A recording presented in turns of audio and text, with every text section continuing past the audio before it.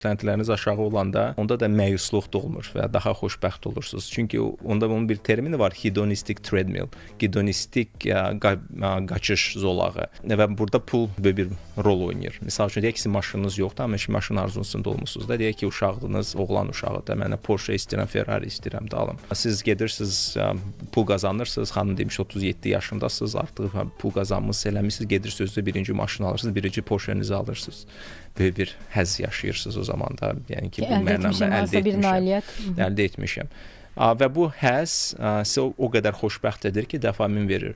Siz düşünürsünüz ki, okey, mən bu qədər həzz aldım, öz narkotikimi aldım da, mən yenə də istəyirəm belə bir həzz alım. Gedirsiniz, ikinci maşını alırsınız, daha baha maşını alırsınız. Yenə də həzz aldınız, amma yenə də axı həzz istəyirsiniz və yenə də gedirsiniz, nəsə alırsınız və bu da hedonistik treadmill dediyi qaçış zolağı. Nə var ki, siz xoşbəxtlik, o dopamin hiss etmək üçün əşyalar almağa başlayırsınız, lazımsız.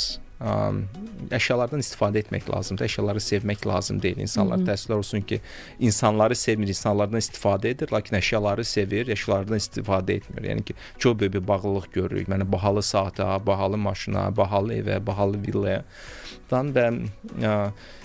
və bu perspektivdən heç vaxt xoşbəxtliyə gedib çıxa bilmirik. Çünki siz hər dəfə daha çox pul tələb edir və siz ömrünüzün axırına yaşayırsınız, daim olaraq pul qaçışı arxasında.